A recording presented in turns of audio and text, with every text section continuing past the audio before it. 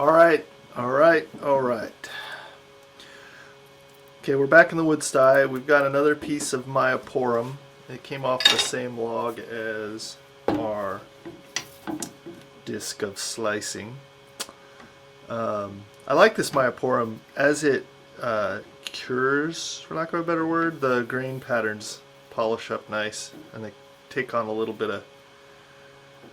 of color. And this wood, it has some kind of resin in it that's similar to whatever makes Vaseline, or not Vaseline, Hall's Vapor Rub, Vicks Vapor Rub smell the way it does, camphor or something. So it's got kind of a clears your nose while you work with it. But anyway, we're gonna jump on this one today. I'm gonna start off with the old roughing gouge. I probably won't belabor you with getting it to round. And then our plan is to start with this guy. I thought long and hard about that multi-beater, but it just seems like a silly thing to do. So I'm gonna go with something that I don't have in my collection at this point, and that is going to be a spear point scraper. When you buy your basic turning tool, you get something similar, which has like very straight grind. The only thing I ever use this version for is to cut the line to make wire burns. And I don't even do that actually. I think I made these with the beading tool. But the spear point scraper is good for, like, well, most of these are more for spindle turning anyway, but it's good for making little details and stuff. So we're gonna kind of put a slight curve on this, and then just for artsy flair here, I'll probably grind out some of that just for fun to make it look kind of like a medieval arrowhead or something, just for fun. I don't know how sharp I'll make these, and you can see I'm freehanding this, which is going to drive some people crazy, but I'll work on truing it up when I get to the actual grind. This will probably be done mostly with a cutoff disc, and then we'll true it up on the grinder, and we'll keep getting it wet to keep it from getting red hot again. And then once it is cut to shape, that's when I have to decide if I'm going to negative rake it or emulate that real aggressive scraper cut here. And I haven't decided yet. I can see both sides because I like the idea of being able to kind of rock back and forth on this round bar. So I've been pretty happy with the way this tool performs. I did make this too loose, so I don't know how I'm going to fix that. It's okay, but it pops out way too easy. But anyway, I'll fix that with this one. But I'm really happy with this tool. It's holding its edge, and I kind of like this negative rake because you can kind of slice like a skew. So anyway, we'll use all the tools as we were this whole time. And this is the plan for today. So hang in there. I'll speed turn this to a cylinder. And then, you know, in the video, obviously, I have to do the work. And then I'll get to grinding, and then as we have been, we'll use this tool as much as we can in making this. And I still have enough water pipe to get at least 2 more ferrules. But I only need 1 more because, as you all know, sorry, that took way too long. As you know, after this tool, the final video of the series will be this tool. I'm still really leaning towards a 3-point tool with this, but I'm not committed, so feel free to keep giving me your input. But this tool is going to have I'm going to combine the part that's going to tie the whole project together. So that's the teaser for next week. and it'll I think it's going to work. I've kind of noodled with it, and the idea has merit. So without further ado, let's get to shaping this and on to the next step.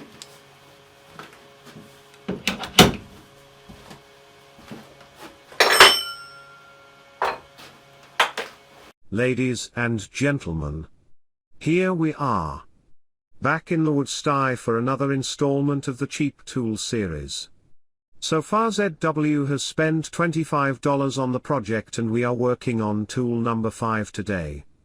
While today's tool may not be the most functional or traditional tool for wood turning, it will be the tool that could kill a wild boar in a pinch. You know what they say about archery. Don't try it until you knock it. Thanks for watching and supporting this nonsense. It keeps my processor working.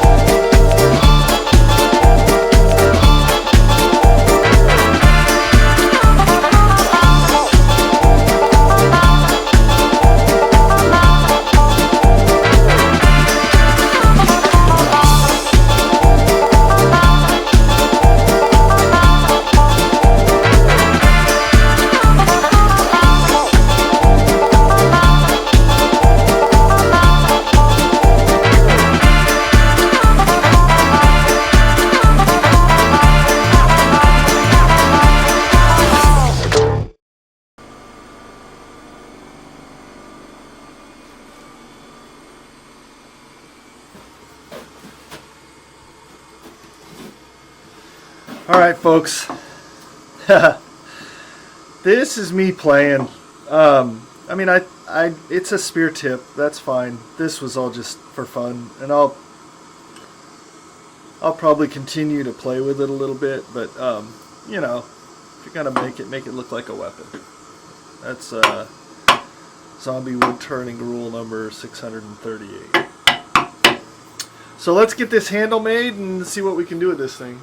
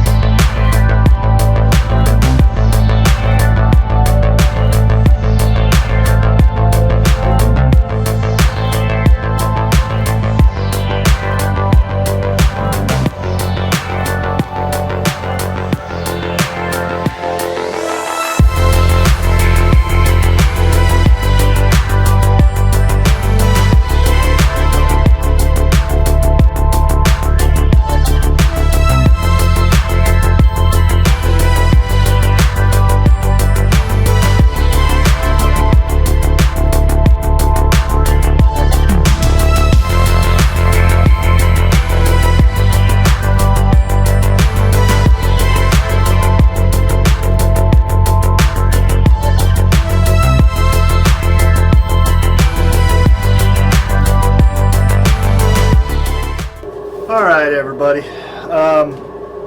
That's I'm going to call that the Harpoon Scraper, because I've never heard such a thing, and might as well have fun with it. I don't know how useful this tool is going to be. I've never had a spear point scraper like I've seen. This is close. It's probably a little fatter than most of them are, but I mean, if nothing else, I can use it to make embellishments. But I don't know, I had fun with it, and I think it looks cool. You could kill a big old shark with that, probably. So there we go. The set so far. That's $25 investment. An old water pipe and some scrap wood. So far so good. So I think I've burned out 2 drill bits so far. And I've got 5 tools that, I mean, you've watched me use them, so you can't say they're not useful. Are there better tools in the world? Of course. But do they cost $25? Nope. So that brings us to the last and final video, which will be next week. This is vote number 4. I'm going to see if I can find a nut that'll fit over this so I can grind this into a 3-point tool. It's another tool I do not have. I have my own parting tool that I made. I don't have a Badan really.